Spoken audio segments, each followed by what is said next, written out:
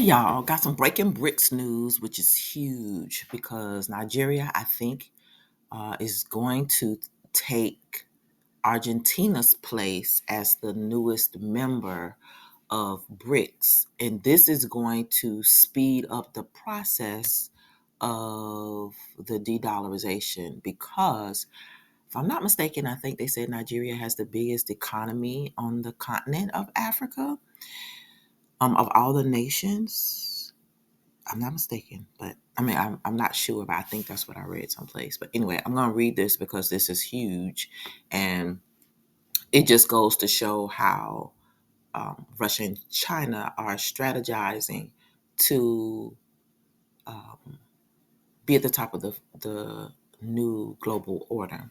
It also demonstrates how important trade is around the globe, and other nations are not interested in doing business with America.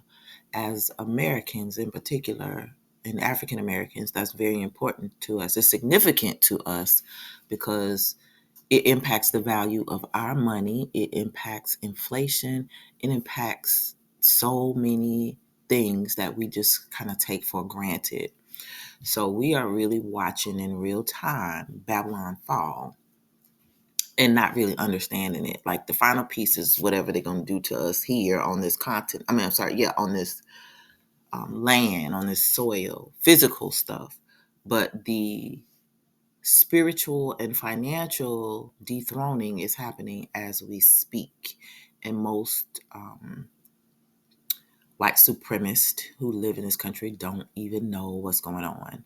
So you have to really keep an eye out for this type of stuff, because whenever the de-dollarization hits a point to where our nation can't hide the truth anymore, is when the shine is going to wear off all the lies, and everything is going to start happening at one time. So we really got to pay attention to the economic news.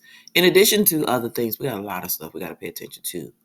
And the children of the corn around the globe are so busy. Let me tell you, I got so many stories. I don't even know how I'm going to get all this stuff out to y'all this week. But I'm going to try my best. And I'm trying to go back through some older stories that I've missed, that I meant to discuss, but I haven't. But they are really important as it relates to this time now. And everything coincides with BRIC, this new bill to ban fossil fuels, the outright rejection by the Saudis. The Saudis are like, hey, there's no science back in this decision to get off fossil fuels. This is going to throw us back to the Stone Ages, throw the globe back to the Stone Ages, which is what these fallen angel people want, because they don't want the earth to heat up. They don't want anybody to know what's coming for them in this judgment. So, everything has a spiritual aspect to it. Everything has a biblical or Torah component to it. And there's so many different angles that we have to look at everything. We have to look at it in the natural, and we also have to look at it in the spiritual. We have to look at it biblically as well. And they are hoping, the powers that be are hoping, that there are so few of us who are able to do that, think critically, have strong convictions, and can see through the drama, the psyops, that the critical mass of people who are ignorant, just help them usher in their plan to have the adversary rule the earth. And that's what's happening. So that's what we're watching now. And a lot of these nations are playing in. A lot of the leaders are on board. They are being used. Most High is allowing them to be used because prophecy got to be fulfilled. So what we're seeing now is the formation of prophecy unfolding, and where this Babylon is going to fall. Just a matter of time. So let's get into this story. Came out on today. It says Nigeria ready to join BRICS as Argentina rejects the alliance. So it says Argentina became the first country to reject BRICS membership after being invited to join the alliance in August this year. BRICS invited 6 new countries to join the bloc, including Saudi Arabia, the UAE, Egypt, Iran, Ethiopia, and Argentina. The newly elected Argentina President Javier Milei vowed during the campaign trail that he would reject BRICS membership if elected to power. Milei stood by his words and declined the BRICS invitation, and now Nigeria is aiming to replace Argentina's place in the alliance. So this is a significant one because a lot of these nations they're oil rich, or resource rich, and two, we rely on them heavily, no matter what we say. So it is definitely going to be interesting watching this unfold. Nigeria experienced a robust economic growth of about 6.6% last year and is expected to continue in the coming years. This puts Nigeria in a suitable position to join BRICS as it brings a strong yet growing economy to the table. The country had formally applied to join BRICS but did not make it in expansion this year. However, Nigeria laid out a path that the country must be in BRICS within the next 2 years by 2025.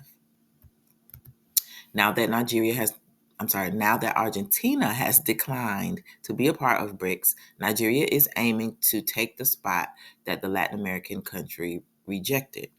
Nigeria's Minister of Foreign Affairs, Yusuf Tugar, said that the country needs to be in BRICS. Nigeria has come of age to decide for itself who her partner should be and where they should be. Being multiple aligned is in our best interest, he said. And that's what a lot of the countries in Africa are coming to the realization, is that it is not in their best interest to deal with the West. Like, everybody knows the West is falling. White supremacy is getting ready. Well, I hate to say it's going to be over. It's reinventing itself. But the old way of doing things is coming to an end. And so everybody can see it. And the only people who can't see it are the people who live in those countries where the end is coming. So everybody is trying to do what is good for their countries and position themselves to be with the champions. It's like, you got 2 football teams, and one that's very good always goes to the Super Bowl, wins the majority of games, always wins the division. And then you have the Old Glory, who won a Super Bowl one time way back in the 70s, and people just like kind of hanging on to them because they like the bullies. They always have good players, but not in the right positions, and they got a nice stadium. The place is located in a beautiful location, and they got everything dressed up, but you're still riding on that old wind, that old way, that old thing they had a long time ago, but they don't win nothing now.